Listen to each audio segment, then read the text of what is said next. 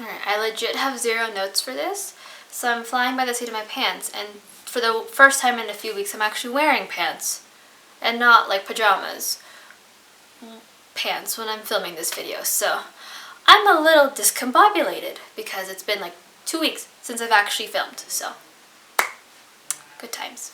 Hey everyone, it's Teresa and welcome back to my channel. Today's video is going to be a currently reading, and I haven't done a currently reading in like a hot minute. I think the last one I did was in December? No, not even then. I think it was like when I read You in October or November. But today's currently reading is going to be on The Priory of the Orange Tree by Samantha Shannon. And as you can tell, she's chunky. I'm only like 25% of the way through. There have been a lot of mishaps along the way, so let's just kind of get into it.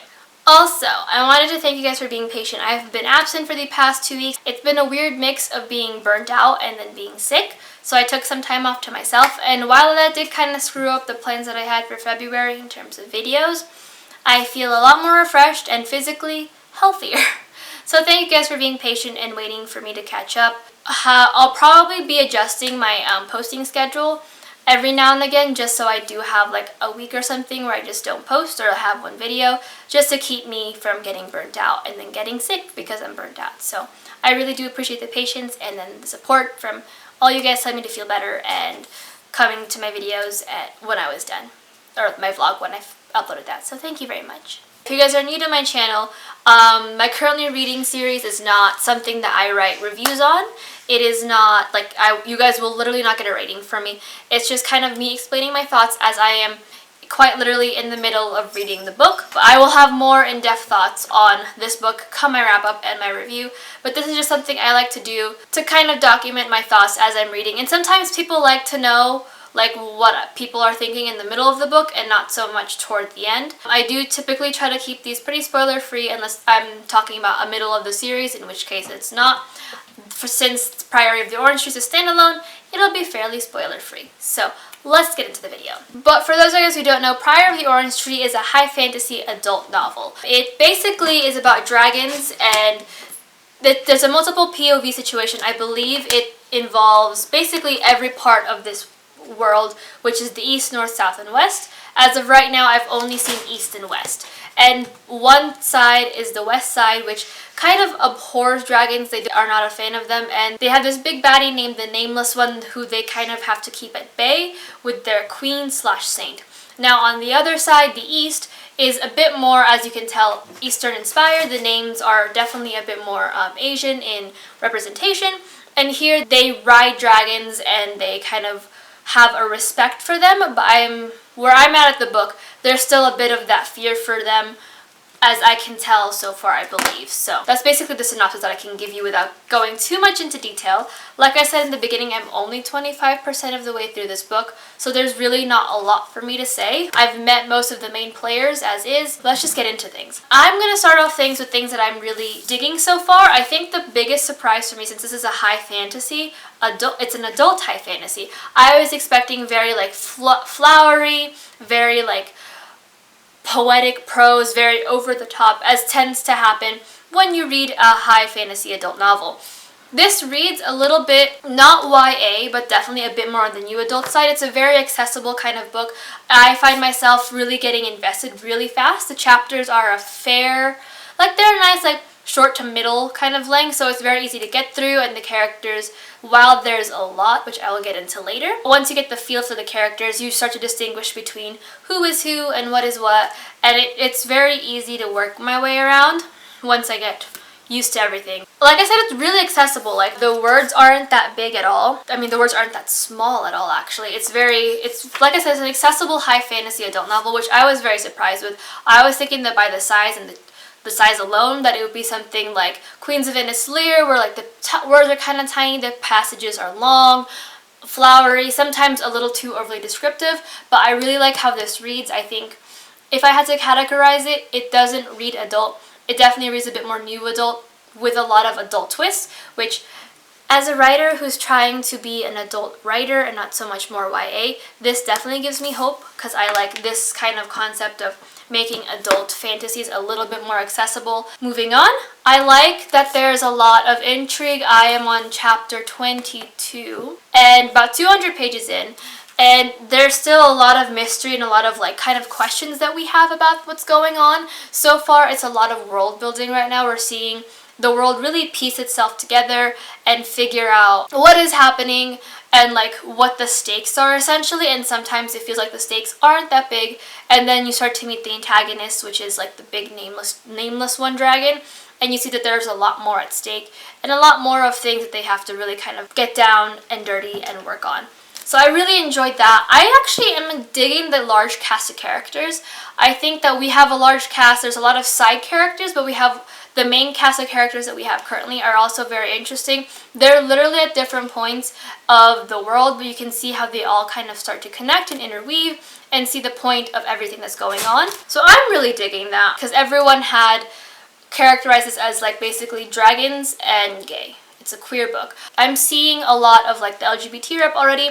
We have a character that has been stated that like overtly on the page that he has a male lover. So I'm really digging that we got to see that. And it's like one of those things where it's like, I don't want to say subtly queer because I feel like that's still kind of not, it's not overt. It's a tender queer, I guess is the best way to say it. Which is, like I said, it's something that I really want to read more of, where characters are just gay. And we get to see that, and we get to see more of the world without having to navigate through like coming out and all of that stuff. So I'm enjoying it, and we're already seeing bits of Sherman, hi, can you not play with that, sweetie? Thank you. We're already seeing bits of the lesbian long game, as I like to say, which like if you guys are part of the meme culture, you know that like in the lesbian culture, you don't really go up to a girl and flirt. You just kind of stare at her from afar and hope that like you guys get married through your longing stares. So there's already been bits of that, and I really enjoyed it. I really like the characters. I think that they all stand on their own pretty well. They have pretty definitive personality traits, separate kind of goals. Once you get in the groove of the book, learning who is who in terms of the main cast is pretty easy. Now moving on to things that I'm not a fan of at the current moment. I am 200 pages in this book, and I still don't understand why certain people don't like dragons and why people do like dragons, and kind of what the point of the nameless one is. We know that he's a really bad dragon and that he caused a lot of damage, and that the West has a kind of a fear and hatred for dragons, which is why their queen / their saint has to bear a child, kind of keep the nameless one at bay, which isn't much of a spoiler because you do learn about that pretty quickly in the book. So I'm not too afraid about telling you guys that. But then the East, we have dragon riders, and I just don't understand what the difference is, as well as the different breeds of dragons. Because when I was going into this, I thought there was only going to be the two, which is like the four-legged dragons with wings that we all know about, and then the wyverns, which is the ones who are kind of snake-like with like just 4 arms.